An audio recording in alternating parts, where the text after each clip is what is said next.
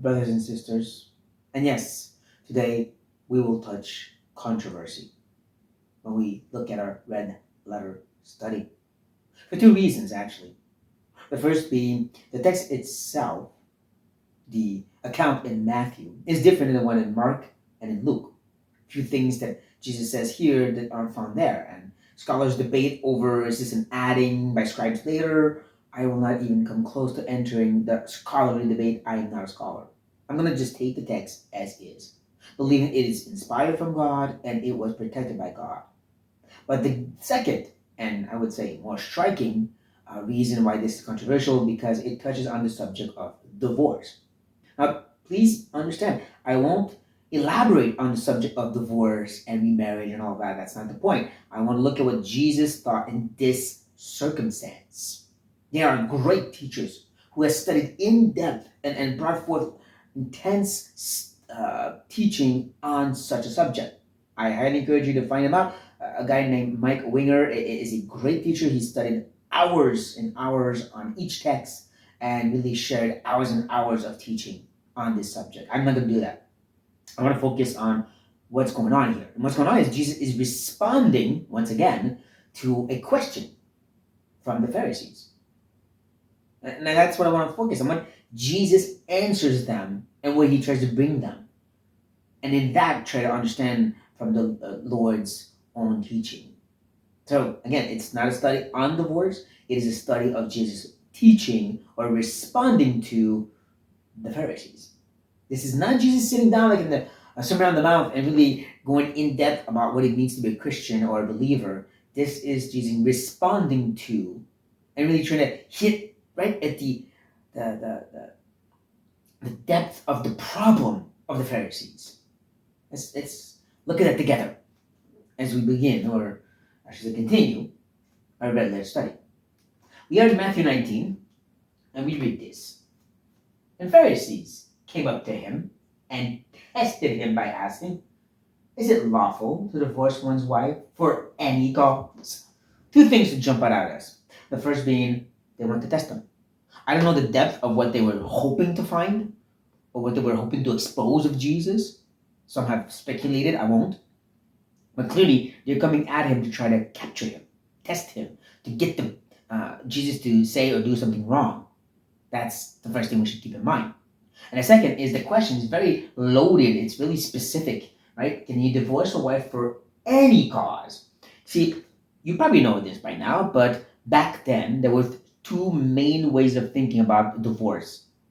One would say that according to the law, it's only permissible when it is about adultery or sexual promiscuity. And another far more liberal was anything. Whenever the guy wants to, he can just divorce. Again, it was always focused on the men. Women did not have that right. And that's why they're asking, is it true, Jesus? This more liberal way of thinking that was very majority ruling in that time? Can we just divorce for any reason? Is that what the law gives us as a right? And it's fascinating that Jesus will not come back to the law and say, let's understand that law. He's actually going to go further back. Here's what he's going to answer to that. He answered, have you not read that he who created them from the beginning made them male and female and said, therefore, a man shall leave his father and his mother and hold fast to his wife, and the two shall become one flesh. Though they are no longer two, but one flesh. What therefore God has joined together, let not man separate. Jesus goes before the law, actually. He goes right back to creation itself, what God has done before the fall. Now that's important. Before man was poisoned by the flesh and sin, God had established a system where men and women come together and become one. And almost in a sense, as the Father and the Son and the Holy Spirit are one while still being three. Right? There's still a man and a woman, but there's a sense where they're one. It's a testifying of. A little bit like marriage itself is a testifying of Christ, the husband, being married to the wife, the church. There's something behind it. But as Jesus says, let not man separate what God has joined. God has put together this union to honor him, to glorify him. Let's not separate. Let's go back to before the fall. before the need for the law and salvation, before all of that, God established it man and woman together, one flesh. You can't separate one flesh. You cut me to pieces, I'm no longer Martin. The same thing here. You can't, you shouldn't separate what God has joined. And of course, take note of how they respond to this. It really speaks to the hardness of their hearts. They said to him, "Why then did Moses command one to give a certificate of divorce and to send her away?" I don't miss that part. As Jesus will correct, he didn't command it, he permitted it. It was added to the law, but it was not a command. Like, "That shall not steal." That's a command. "Thou shalt not kill." That's a command. "Thou shalt divorce." That's not a command. See, the hardness of their heart has seen in what Moses said in the law, not just permission, but clear out command. Showing how they wanted ways out. They wanted a way to be able to separate from their wives if they were just, for any reason, wanted to break apart this. Like nowadays, when people just want to find any reason to leave the church, they'll find them. And they'll find excuses and reasoning to say, "That's why I left the church. They did this wrong. And the Bible says that's wrong, that's sin, so there you go, I'm permitted to leave." Oh, we're all sinners, my friend. Join the club. You can't just leave because you saw something that was kind of sinful in the church. Because, yeah, you'd go to no church at all. And you wouldn't even live with yourself because you're also a sinner. No, you can't do that. And that's the hardness of their heart, as Jesus will point his finger at and say, he said to them, "Because of your hardness of heart, Moses allowed you to divorce your wife." But from the beginning, it was not so. Again, Jesus goes back to the beginning. "And I said to you," now he adds to it, "whoever divorces his wife, except for sexual immorality, and marries another, commits adultery." Or we'll get to that very quickly. I just want to come back to the hardness of the heart that Jesus points at. Like I said, when people come to him and try to trap him or question him, he'll hit right at the heart of the problem. Even when it seems like a legitimate question, like the rich young ruler, "What should I do to be saved? I'm following the law." Jesus says, "There's something wrong. You're still addicted to your idol of money." And let me just point that out to you. That's what he does. He points it out. That's what he's doing right now. He's saying, you guys are trying to find ways out of marriage. What I'm trying to tell you, marriage is a union that shouldn't be broken. Don't try to find ways out. Don't miss that. Don't miss that the law in and of itself was not given to make people sanctified. The law of Moses was not to make people sanctified, to transform them. It was actually given to restrain their sinful ways. That's why some of the laws, you read them, sometimes you're like, whoa. Just like this one on divorce. What? You can just send your wife away? That seems harsh. Well, God was giving ways to protect as much as he can. And when you really take the time to read it in depth, the divorce teaching on law, we won't touch the whole thing, but we'll just look at one aspect soon enough. We realize that God was trying to put as much protection around the women from the men who would seek to say, I don't want to be married anymore. Especially in a time where women couldn't work.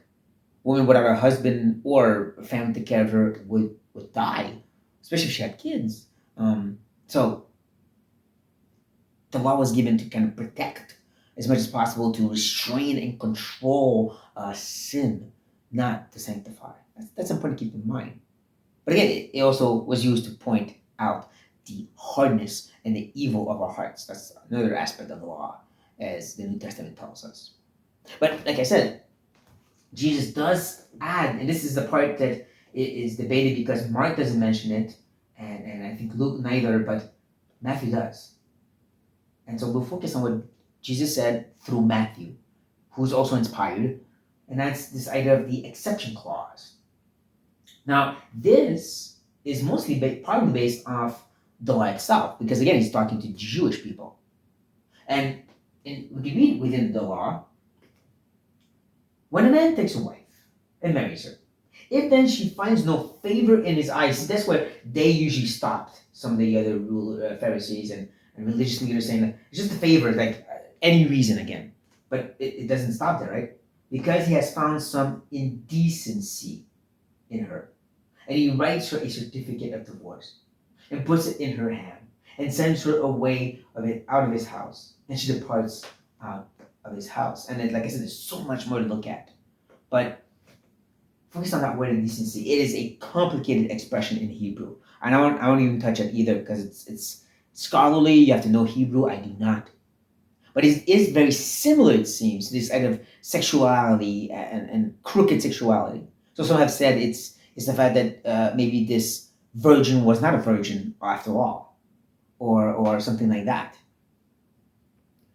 But when we go back to our text, we see that Jesus uses the expression sexual immorality, or porneia in the Greek, which is a vast thing. It could be adultery, fornication, or any kind of sexual lewdness or immorality, any kind. So it seems very similar to the Hebrew word because, again, it's this kind of sexuality and just a crooked way, and just using the Greek version kind of say the same thing. That's why I said it's probably connected back to this law. And it was just affirming that, yes, okay, God did give some kind of way out if you saw something that was wrong, but it had to be really wrong. And it was this. And this, again, brings us back to what Jesus said from the beginning. God put them together, and we shouldn't separate what God has joined. Well, here's the thing. One flesh, right? In every sense, including sexuality. And so if one of them goes out and gives yourself or himself to another person, he's not affecting and in a sense destroying this one flesh union, because he's not giving his flesh to something else, to someone else, or she is. So in that, she or he has already broken the union. So the person asking for divorce he's not doing something wrong, because that other person has already destroyed the one flesh union, infected it by their sexual immorality. They're the one that damaged it. It's the same kind of stuff that we can see in 1 Corinthians chapter 7, where Paul will pick up on these words of Jesus, showing that it wasn't just for the Jews, but also for the Christians, saying that only sexual immorality can permit such a separation. But he also add this idea of abandonment. And again, like I said, I don't want to go into all the depth of what that word could mean and where Paul is getting at, but just that he's showing that somebody else is breaking the one flesh union. And so you, in a sense, are free of the divorce. And I believe that's all what Jesus is hitting at.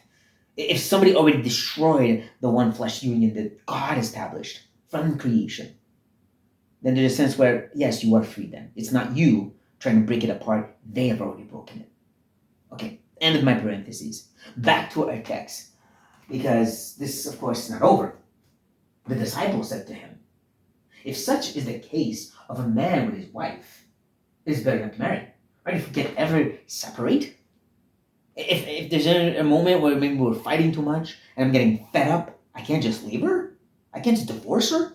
The rabbi says I can, and you just said I can't, because God said one flesh.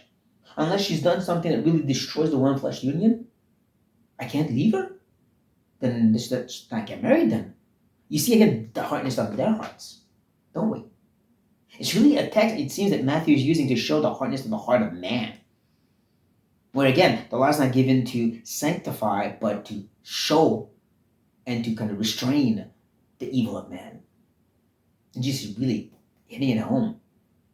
So he continues by saying, but he said to them, not everyone can receive this saying, but only those to whom it is given.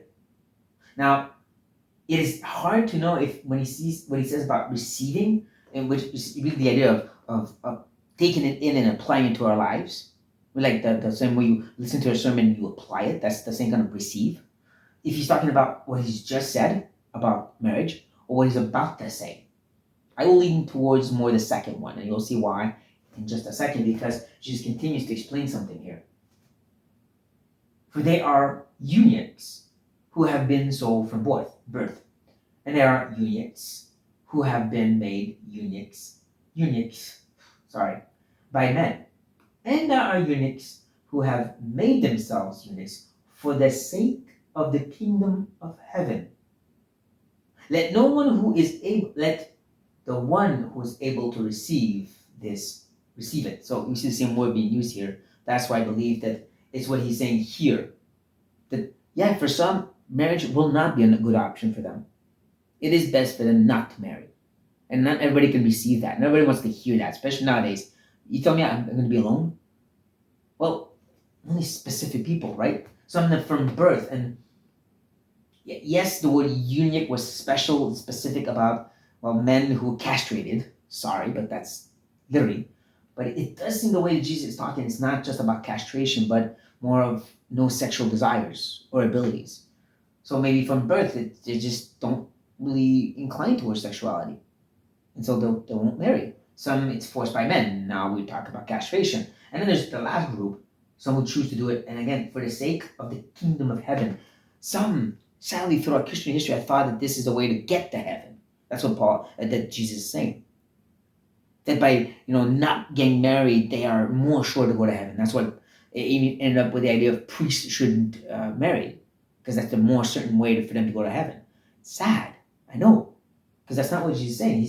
When he talks about for the sake of the kingdom is to serve more faithfully in the kingdom, more focused, I should say, because that is exactly what Paul picks up on. Again, taking the same discussion on divorce and remarriage, and 1 Corinthians 7 says this: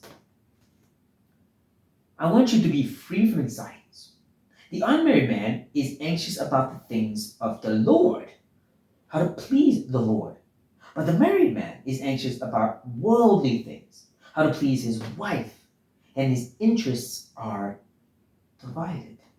He says the same thing about also women. He says, and the unmarried or betrothed woman is anxious about the things of the Lord.